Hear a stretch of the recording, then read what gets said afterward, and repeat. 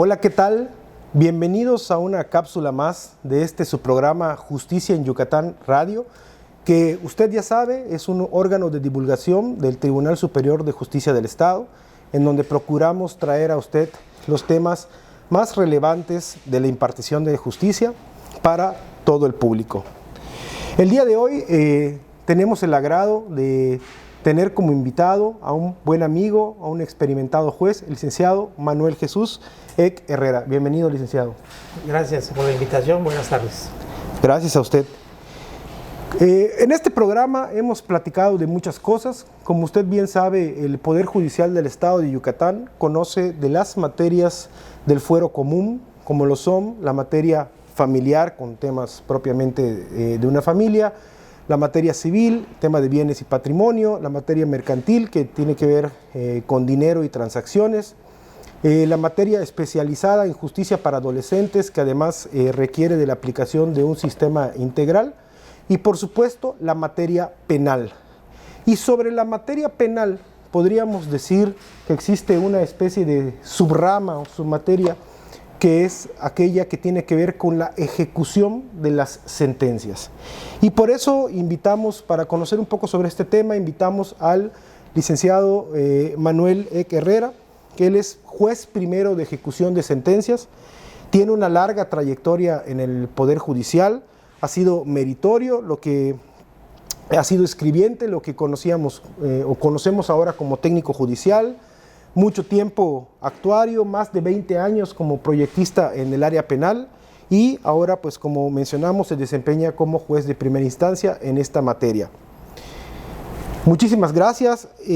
Para conocer entonces un poco sobre la ejecución de sentencias, abogado, a grandes rasgos, ¿de qué se encarga esta materia?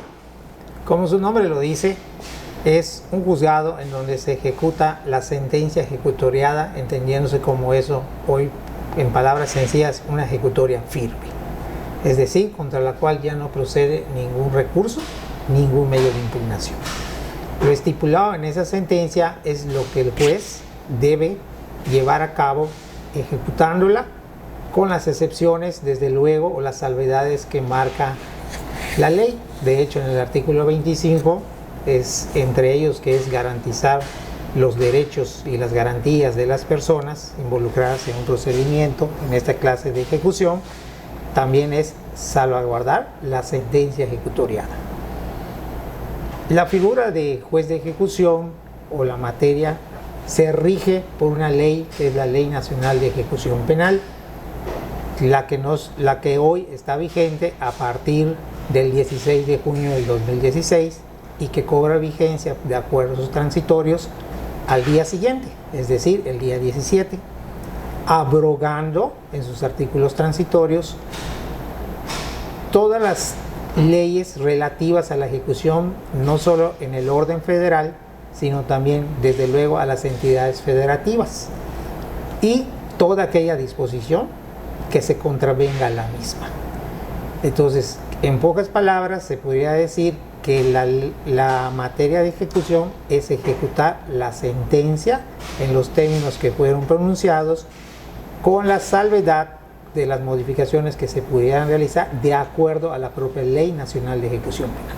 Es decir, entonces cuando un juez en materia penal emite una resolución, una decisión judicial, vamos a llamarle, pues esa decisión trae ciertos requisitos que se deben de cumplir por la persona que ha sido sentenciada, etcétera, y el juez de ejecución se encarga entonces de velar porque todo lo que está estipulado en la sentencia se cumpla. ¿De acuerdo? Muy bien. Mencionaba usted la Ley Nacional de Ejecución Penal, que está vigente desde el año 2016, y en esa ley se establecen ciertas cosas, ¿no? Las pautas, digamos, en las que se debe llevar esta materia. Antes de entrar a este tema, ¿quién es la autoridad que administra los centros penitenciarios? Bueno, en la propia ley se señala un glosario en el artículo 3 y en los cuales se especifica quiénes son los que intervienen en una ejecución y dando los conceptos de ello. El sistema penitenciario reglamentado en el artículo 18 de la Constitución se encuentra a cargo de la autoridad penitenciaria La autoridad penitenciaria es la autoridad administrativa que depende del Poder Ejecutivo Federal o del Poder Ejecutivo Local, puesto que, como su nombre lo está diciendo, es una ley nacional para todo el país y en ambos fueros. Entonces es la dirección de ejecución en nuestro campo del fuero común a quien le corresponde la administración de los 3 cerezos que se ubican en el estado. Uno de ellos está en la ciudad de Eptum, Valladolid, el otro está en la ciudad de Tecash y el tercero, que es el que se encuentra en esta ciudad de Mérida. Entonces en Yucatán tenemos 3 centros de reinserción social: Mérida, Eptum, Valladolid y Tecash. Exactamente. De acuerdo con esta ley de ejecución penal, existen algunos principios que son los rectores del sistema penitenciario. Entre ellos está el de dignidad, igualdad, legalidad, debido proceso, transparencia, confidencialidad, publicidad, proporcionalidad y la reinserción social. Abogado, ¿qué es esto? ¿Qué significan? Bueno, precisamente cuando viene la modificación, viene la vigencia, siendo superadas las leyes en cada estado, la Ley Nacional de Ejecución Penal trae aparejado al Código Nacional de Procedimientos Penales. De hecho, en su artículo 8 marca la supletoriedad que permite esta ley nacional para que sea complementada por diferentes ordenamientos. Esta Ley Nacional de Ejecución Penal hace que toda controversia pueda ser resuelta con base a los principios orales, buscando con ello estar al parejo de la progresividad de los derechos humanos y desde luego no vulnerar la dignidad de las personas privadas de libertad. Es decir, que si hoy ya tenemos un código nacional, era obvio y lógico que tuviera que surgir una ley nacional de ejecución penal observando los propios principios rectores del sistema acusatorio y adversarial, los cuales ya se conocen, de la publicidad, la contradicción, la concentración, entre ellos la inmediación, que son los que se puede decir que son los principios tanto de uno como del otro. Usted habló de la dignidad, que es el primero que está marcado. De hecho, eso es uno también de los derechos de las personas privadas de libertad, en cuando ellos sean tratados con dignidad. ¿Qué significa? Pues con el debido respeto que merece su persona. La igualdad es que no implica que uno sea tratado de forma diferente a otro, sino que sea parejo el trato que puedan recibir estando en reclusión. El tercero que usted dijo es el de la legalidad. Eso significa que toda resolución que una autoridad tribunal, juez de ejecución, autoridad revisora, como puede ser las propias salas colegiadas, que son 2 en el sistema acusatorio del Tribunal Superior, un órgano federal a través de un juzgado de distrito, forzosamente sus resoluciones deberán estar fundadas y motivadas. Eso implica la legalidad.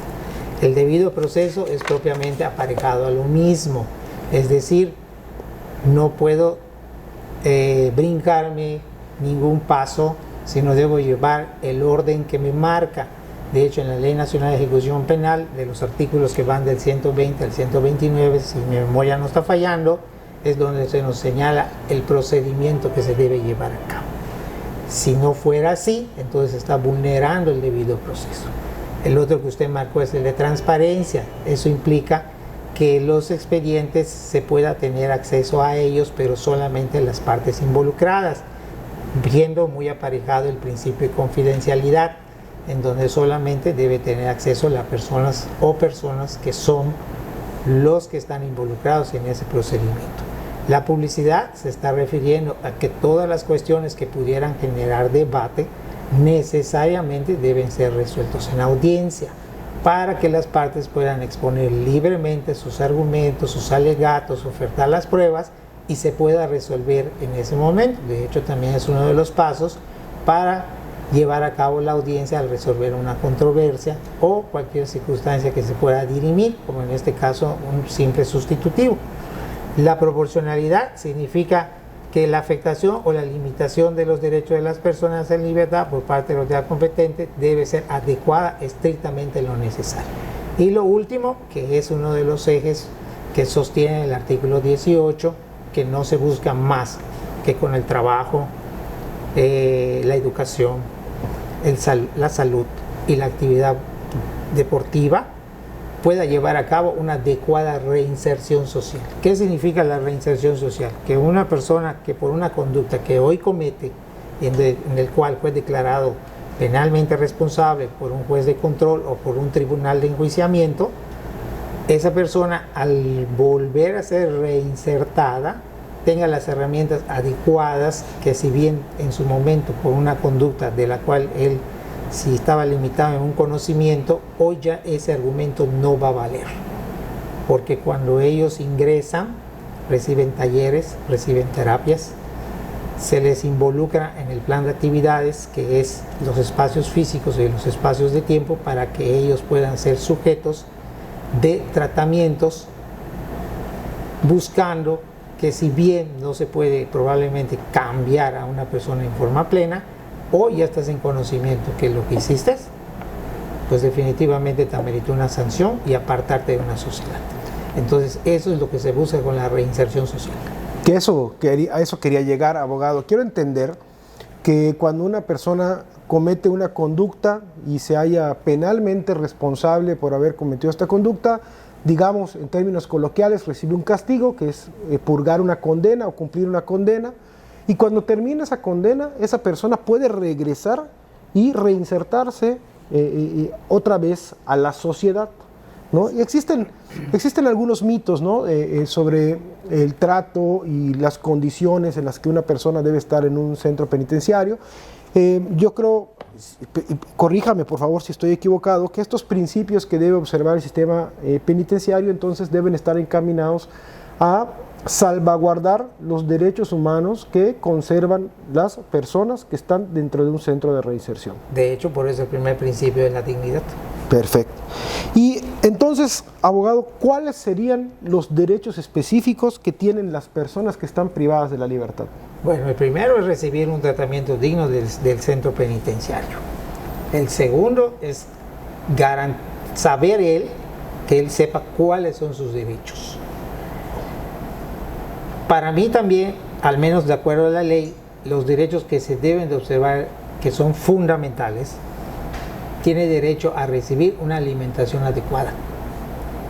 Tiene derecho él también a ser informado y a participar en el diseño del plan de actividades.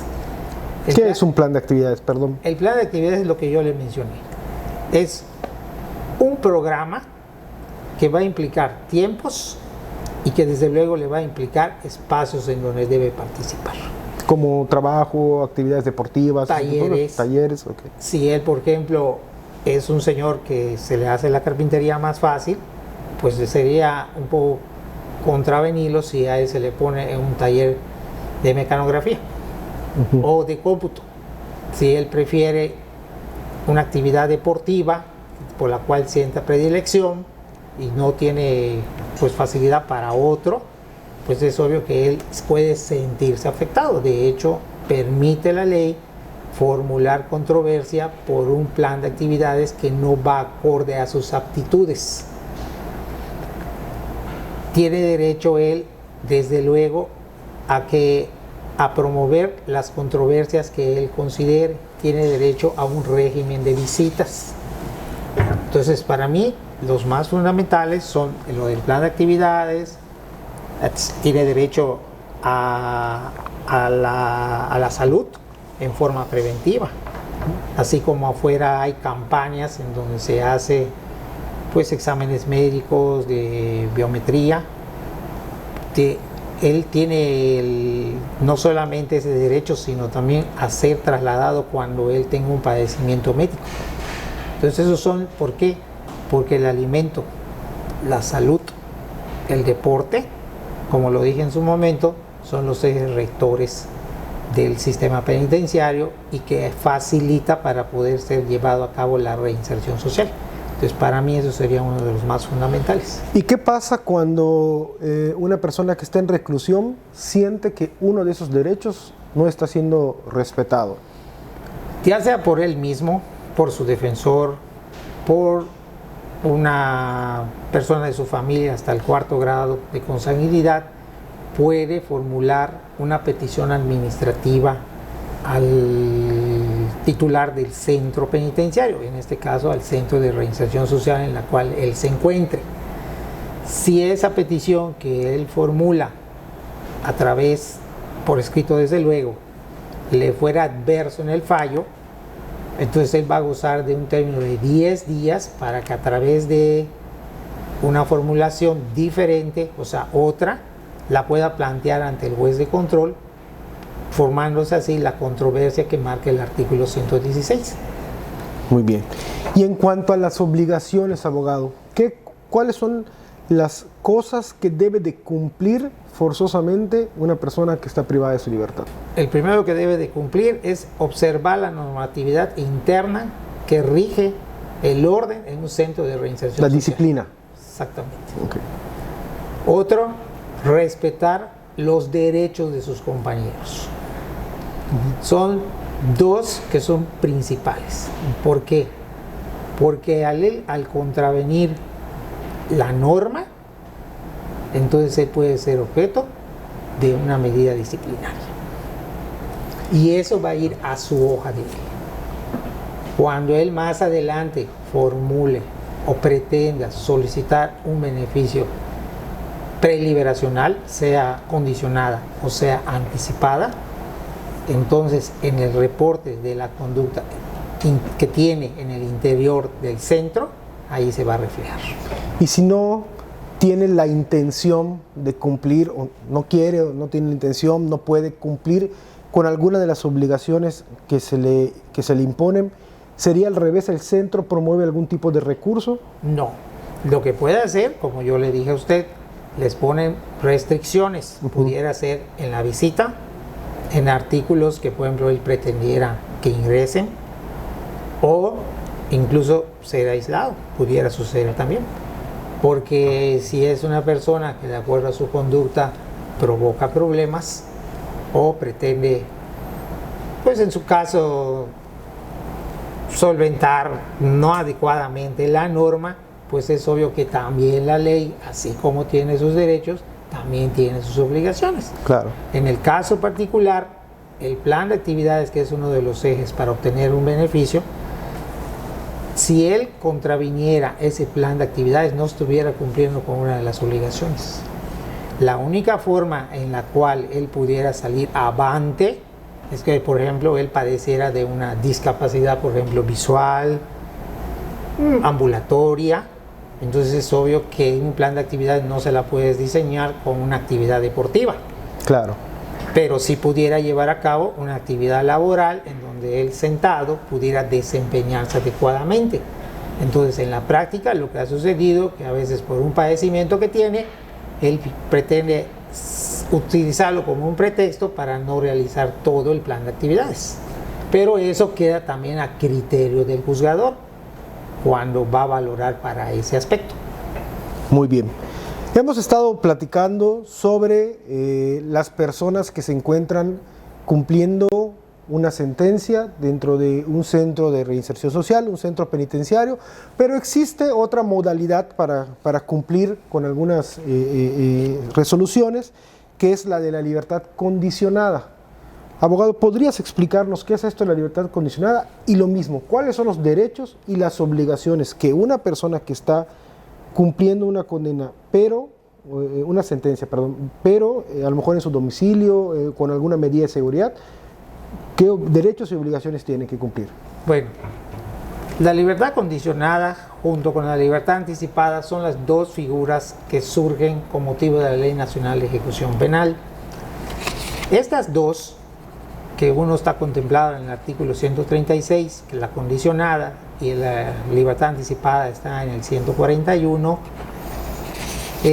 las personas que están facultadas para poder hacer esa promoción, pues es el sentenciado, su defensor, el Ministerio Público, incluso la autoridad penitenciaria, que en este caso es la Dirección de Ejecución, de lo cual ante la promoción que ellos pudieran realizar, forzosamente hay que darle vista o correr traslado a la víctima y a su asesor jurídico, forzosamente. La libertad condicionada te señala una serie de requisitos que primero debe de cumplir, y vuelvo a lo mismo. El primer requisito que debe tener es no haber sido declarado penalmente responsable en sentencia firme diversa a la que está compurgando. Es la primera. Es decir, que tenga acumuladas sentencias, ¿no? Que no tenga ninguna, que sea un delincuente primario, como se usa en el argot. Exacto. Uno. La siguiente que debe cumplir es que su libertad que está solicitando no represente un riesgo, la ley señala, objetivo y razonable. O sea, que esté sustentado. No el hecho de que la víctima dijera, es que no quiero que salga, tengo miedo de él, sino que esa puesta en libertad en verdad representa un riesgo objetivo, materializable, acreditable, que haya antecedentes. Tanto para la persona que en este caso pudiera ser la víctima, si no estamos hablando de un delito de homicidio, pues víctimas indirectas, así como de los testigos y en general de la sociedad, que supuesta otra vez en circulación a la sociedad no representa un peligro, no solo a la víctima, no solo a los testigos, sino a cualquier persona en común. Haber tenido buena conducta en el internamiento, es lo que yo dije hace rato. El plan de actividades, que son diferentes rubros, que ya lo mencioné, entre ellos también incluye el servicio social, que comprende las visitas que él pudiera tener. ¿Para qué sirve? Para saber si él tiene un apoyo o un sustento cuando él se ha puesto en libertad, el cual no es un obstáculo definitivo si no gozara de ese le llaman red de apoyo familiar. Independientemente que haya cumplido con la jornada laboral que le haya sido impuesta, con la jornada educativa, con los talleres psicológicos en los que haya participado, con el régimen de visitas si él lo tuvo, que son los que van a sustentar el plan de actividades.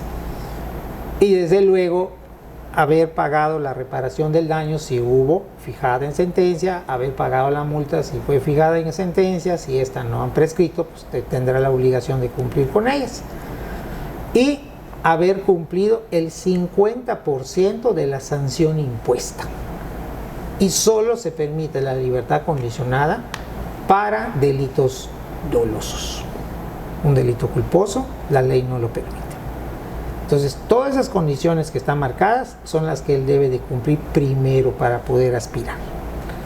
Si en la audiencia que se llevara a cabo le fuera favorable para cumplir, el juez, atendiendo las necesidades de la persona, uno de los primeros requisitos que él va a tener que demostrar, que se puede llamar como obligación, es señalar el domicilio en donde va a habitar. Y ese domicilio necesariamente deberá acreditarlo con la inscripción vigente que pudiera tener ese inmueble. No importa que no sea de él, sino que radique él en ese predio que esté ubicado en la jurisdicción del juzgado. Tener un trabajo, es obvio que porque esté ingresado, usted me va a contestar, no puede tener un trabajo, pero se le da un tiempo de 2-3 meses para que él pudiera tener una fuente laboral. Mayormente en los trabajos sociales que reportan los centros de reinserción a través del comité técnico, ya viene acompañado en donde él es objeto de una fuente. Entonces no salen completamente en ceros. A veces sí, pero tampoco es un obstáculo para que no se le dé. Él se le da un término de 15 días, a veces puede variar, dependiendo de las circunstancias, si es de una entidad, de un poblado que sea interior de nuestro estado, en donde él tiene un tiempo de una semana o 15 días para que él se presente a la Dirección de Servicios Postpenales. En el programa que se va a enviar de la valoración que remiten los criminólogos, ellos hacen la sugerencia qué talleres deben de llevar. Entonces, esos talleres que a mí me están marcando, si van acorde a la condición que él debe de cumplir, se le señala como una obligación que los debe de llevar. La libertad condicionada está a cargo de su vigilancia hoy, puesto que no ha sido creado un órgano específico para ello.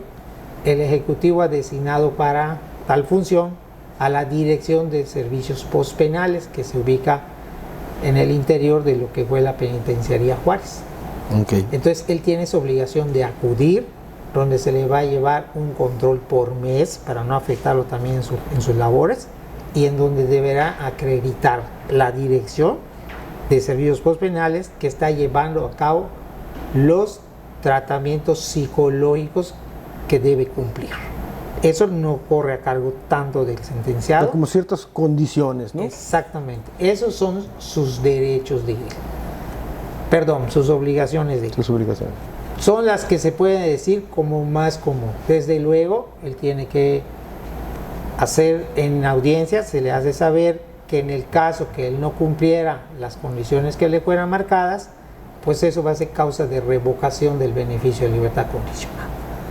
Obvio que se la percibe porque no se le acerca a la víctima, si obviamente todavía radica en la entidad, ni con familiares cercanos de él. En el interior del estado solo me ha tocado en una ocasión, pues prácticamente donde vivían en la misma cuadra. Entonces ahí sí fue un poco el problema, pero obviamente en audiencia se le hace saber que pues, si él respondiera a una provocación, pues es obvio que él es el que está sujeto a una condición. Por eso el nombre se llama libertad condicionada, porque no provoca la extinción de la pena y esta libertad está sujeta hasta que él cumpla la totalidad que le está haciendo falta. Es decir, que si fueron 4 años y se le está concediendo en los 2 años o un poquito más, pues ese año, 6 meses o esos 2 años son los que él deberá estar. Sin embargo, la ley también es benévola, porque una de las causas por las cuales la libertad condicionada, aparte que él no cumpliera con ella, también provoca que cuando alcanzara el 70% de una libertad anticipada, entonces él puede hacer la promoción para que le sea concedida la libertad anticipada, y con eso se provocaría la extinción de la pena y su libertad definitiva. Y obviamente si él ya es voluntario y quisiera seguir llevando taller o él lo promueve, pues puede llevarlo a través de la propia dirección. Lo que no extingue la libertad anticipada son las medidas de seguridad impuestas o las sanciones pecuniarias, que mayormente son las relativas a multa y reparación del daño, pero eso las tiene que cumplir forzosamente. ¿Por qué? Porque a veces en un punto resolutivo, en una sentencia, se marca que una reparación queda para acreditarse en ejecución de sentencia, no fue fijada. Entonces él no puede cumplir con esa cantidad porque no está establecida. Entonces ahí también la ley permite al juzgador, o a él también, de que se fije una garantía económica, en donde ya queda a criterio del juzgador en base al material probatorio que se tuviera que aportar ante el juez. Si no hay ningún material probatorio en ese sentido, entonces el juez queda en libertad de disponer también, si bien hay una víctima que requiere resarcir, pero no ha logrado demostrar cuánto fue la afectación, pues eso tampoco puede funcionar en contra del sentenciado. Derechos, solo para mí sería el poder acceder a la libertad anticipada, siempre y cuando observe todos los registros de firma. No tiene mayores derechos, al menos para mí, que desde luego tampoco se le puede reaprender, porque al menos en la práctica, si por alguna razón él, por enfermedad, como estamos en pandemia, no pudo ir a firmar un mes, pues tampoco es que por esa condición que fue, inmediatamente se le revoque la libertad. En la práctica lo que he hecho es llamarlo, y entonces él te da su argumento por qué no pudo ir. Y aquí, sobre este punto de la labor que usted ha realizado, cabe recordar que el Poder Judicial tiene juzgadores, como ya lo mencionamos, para las diferentes materias del fuero común de que conoce, y en específico para este tema de la ejecución de sanciones, me gustaría, abogado, que nos pudiera abundar un poco sobre cuáles son las competencias que tiene el juez. Y yo le pediría que le comentara a nuestra audiencia, que nos comentara de algún ejemplo, salvaguardando por supuesto los datos personales, de algún ejemplo o algún caso que haya llegado a su conocimiento, que le parezca simbólico o que le parezca interesante. Pues han sido diversos, pero creo que hay uno que me llamó la atención, que es el de un señor de avanzada edad, que obviamente lleva a cabo un homicidio. Cuando a mí me toca conocer de este señor, creo que es aproximadamente en el año 2021, cuando remiten el expediente, porque muchos pues, procedimientos los van turnando a través de todo el año, que nosotros le llamamos autos de inicio. En este expediente es un señor ya de avanzada edad, en donde al percatarme de que prácticamente rebasa los 80 años y está acusado de un delito de homicidio, en el artículo 144, si no me está fallando la memoria, se habla de sustituir la pena. Entre esas fracciones se encuentran las personas que son viables para esa forma de sustitución, las que gocen de, o porten más bien senilidad, edad avanzada o problemas de salud, que haga que no sea compatible ya su condición con el centro penitenciario donde se encuentra.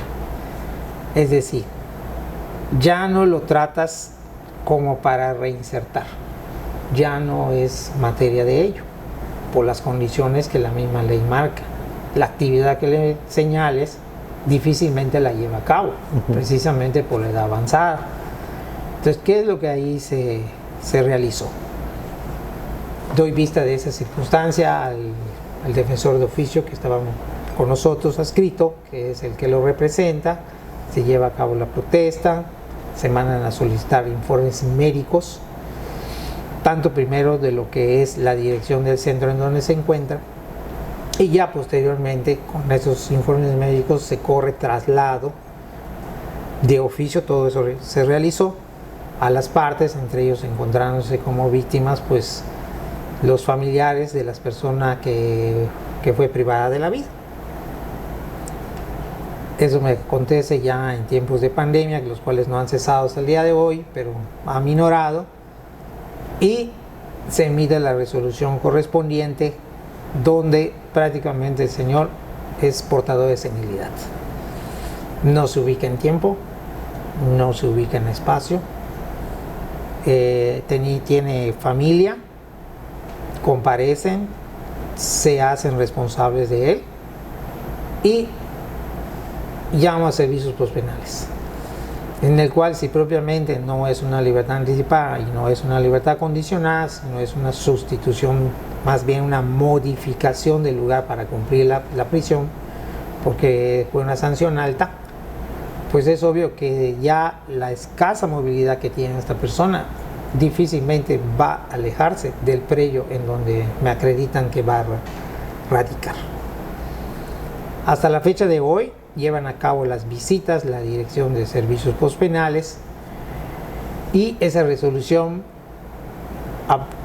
en base a los argumentos que fueron planteados, pensé que iba a ser recurrida, pero no fue recurrida por ninguna de las partes. Declaré ya la firmeza. Hace todavía un par de meses, si no me equivoco, en el mes de junio, me llega el último informe, me remiten las placas, donde el señor hasta el día de hoy sigue viviendo. Eso fue el año pasado, si mi memoria no está fallando, en donde él ya empieza a vivir en el inmueble en donde está. ¿Qué pasa ya? Igual acontece algo similar, pero con una persona igualmente acusada de homicidio, en donde es portador de cáncer. Pero no solamente es portador de cáncer, sino que ya el cáncer ya lo había invadido en el cuerpo, ya tenía metástasis. Entonces es algo similar que también aconteció, pero cuando el Ministerio Público allí se apeló, resulta que fallece antes de que remitamos el expediente. Entonces, si bien la ley te sanciona, también te permite ciertas consideraciones que cuando mencionamos los principios, el primero es la dignidad. Eso le quería preguntar ahorita que lo estaba escuchando. Para este tipo de casos, ¿la ley dicta específicamente todo lo que se tiene que hacer o entra ahí el criterio del juez, el control difuso, el humanismo que tenga el juez? ¿Qué se requiere? Yo creo que para mí fueron varias consideraciones que usted me dio, pero definitivamente lo que va a regir es el criterio del juzgador en base al material que puede contar con él. De hecho, hay una discusión, y me atrevo a decirlo, porque hoy escuchamos en el pasado, en base al Código Nacional de Procedimientos Penales, que el juez solo debe juzgar lo que a él le llega, lo que las partes aporten. Así es. Porque es un sistema adversarial, y como es adversarial, las partes deben de decir al juez, esto es lo que te traigo y esto es lo que te traigo. Y el juez parecía como si solo fuera un espectador.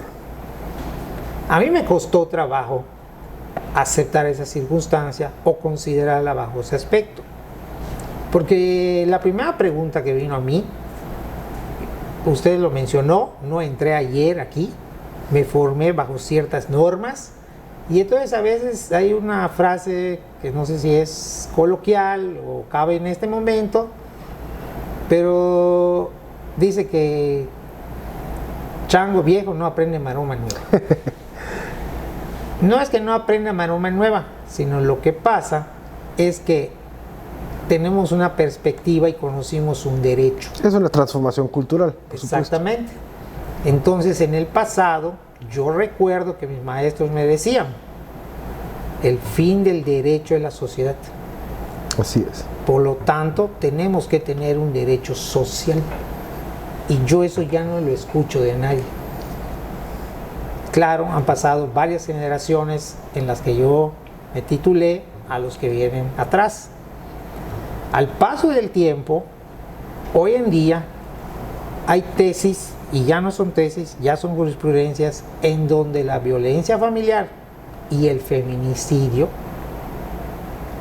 y el de incumplimiento de obligaciones de asistencia familiar facultan al juzgador para recibir las probanzas que son aportadas desde luego, sobre las cuales se va a discutir sobre su admisión, y en caso de proceder, pues se lleva a cabo su desahogo.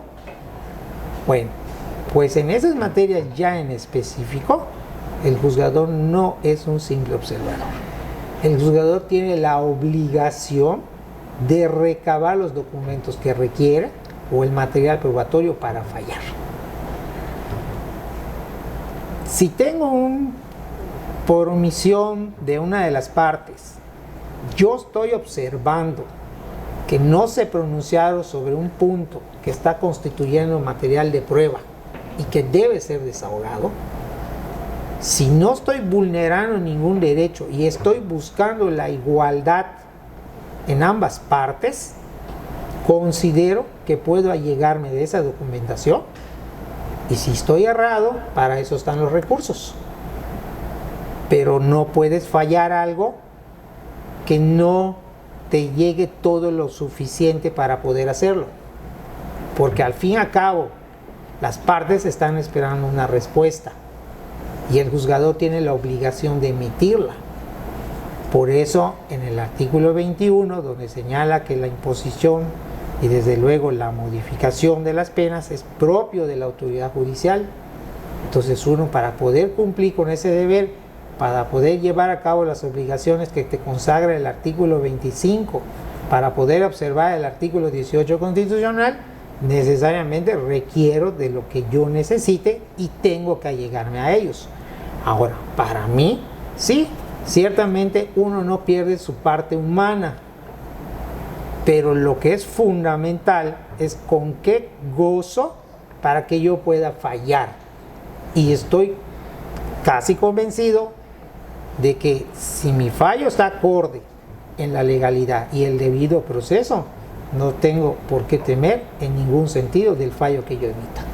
Es una materia muy interesante. Yo le confieso que ahora que estaba leyendo para preparar esta entrevista con el licenciado Manuel Jesús Seca Herrera, pensaba yo, bueno, estamos acostumbrados a escuchar que la materia penal es muy importante porque cuando estamos hablando de privación de la libertad y todo esto, estamos hablando al final de cuentas de la vida de las personas.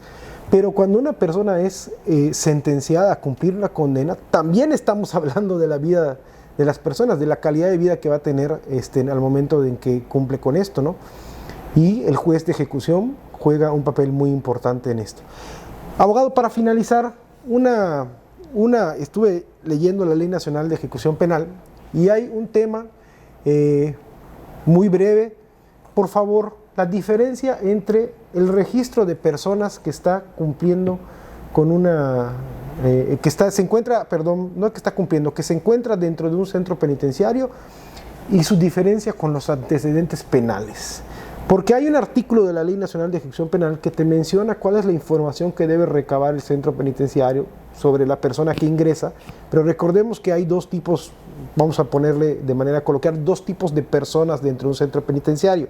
Están aquellas personas que están todavía en tránsito en un proceso, que no se les ha dictado una sentencia, y están las personas que ya están sentenciadas, ¿no?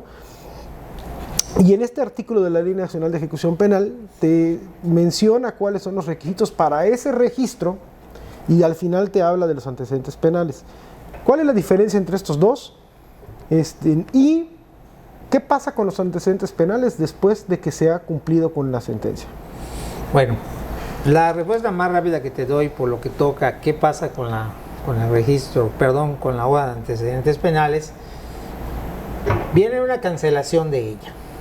De hecho, en el artículo 106 cuando la persona ha cumplido con todo, supongamos un delito que no requiere mayor, que sea un ataque a las vías de comunicación, un robo, lesiones, digamos que son delitos que no resultan tan marcables para la sociedad, que fácilmente se pudiera decir, pago la multa, pago la reparación, pido mi sustitutivo, me fueron concedidos por el mismo hecho de que la sanción que me fue impuesta no rebasa los 4 años, tengo derecho a los beneficios que me está marcando la ley, cumplo y es satisfecho todo. El artículo 106 dice que se marcará el cumplimiento de las sanciones impuestas. ¿Qué es lo que procede después? Si el juez en este momento, porque ha sucedido que en puntos no lo ponen o no lo remarcan, pues no inhabilita los derechos políticos electorales, o sea, no lleva a cabo, no lo realiza, o el delito fue alternativo, tampoco lo merece. Lo que se hace pues es rehabilitar los derechos en el dado caso que haya sido marcado, ya cumplió con todo y se lleva a cabo la cancelación de antecedentes penales. Esa cancelación, ¿qué va a implicar? Que la persona, a través del oficio que se manda al vocal del INE, pues ya lo rehabilita, vuelve a entrar al padrón electoral, se le expide su credencial de elector, el cual incluso es motivo a veces hasta de amparo cuando lo hacen en la promoción y no se accede por la razón que haya sido. La inhabilitación de los derechos políticos electorales solamente va a regir durante el tiempo que la sentencia fue marcada, es decir, si fue 6 meses, 6 meses va a ser, si es un año, a partir de la ejecutoria, y cuando transcurre ese año, el señor ya se ha rehabilitado. Entonces, las personas que están en proceso todavía gozan de sus derechos políticos y civiles.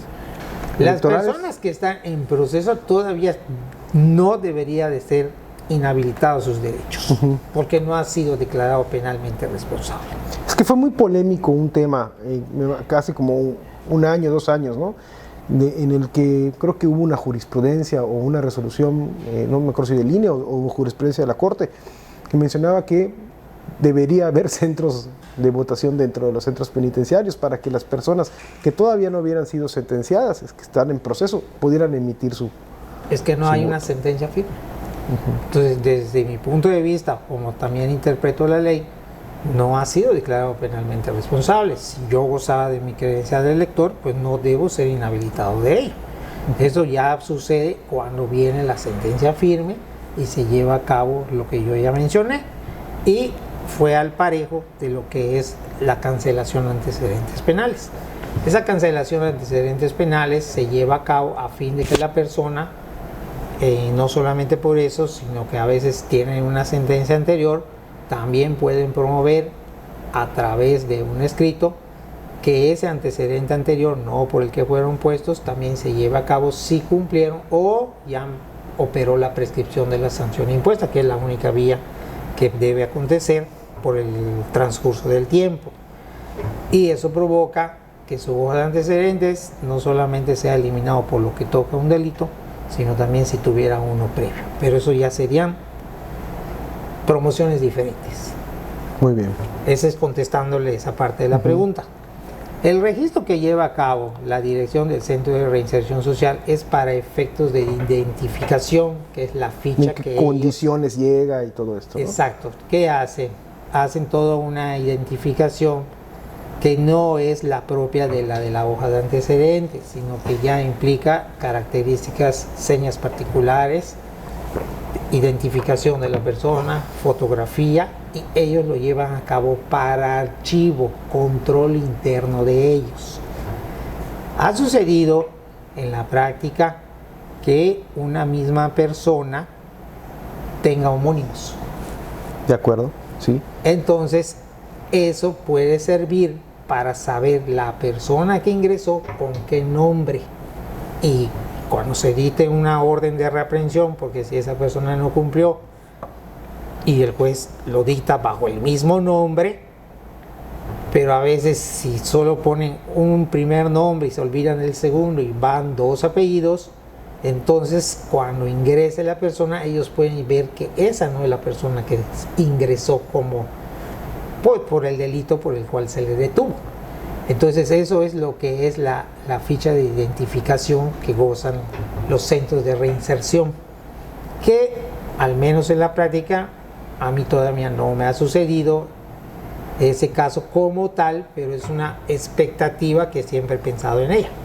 Es que se tiene la creencia de que cuando una persona está dentro de un centro penitenciario y se genera este registro, esta información, digamos, de sus condiciones físicas de salud, etcétera, ¿no? Socioeconómicas, etcétera, que son las con las que entra, eso es la carta de antecedentes penales. No. Y no lo es. No, eso no lo es. corre Son a cargo, cosas distintas. De hecho, la hoja de antecedentes penales o no penales, como se pide en los centros educativos, pues es básicamente a cargo de la Fiscalía General del Estado a través de su dirección de identificación o Muy bien. servicios periciales, como yo le llamo.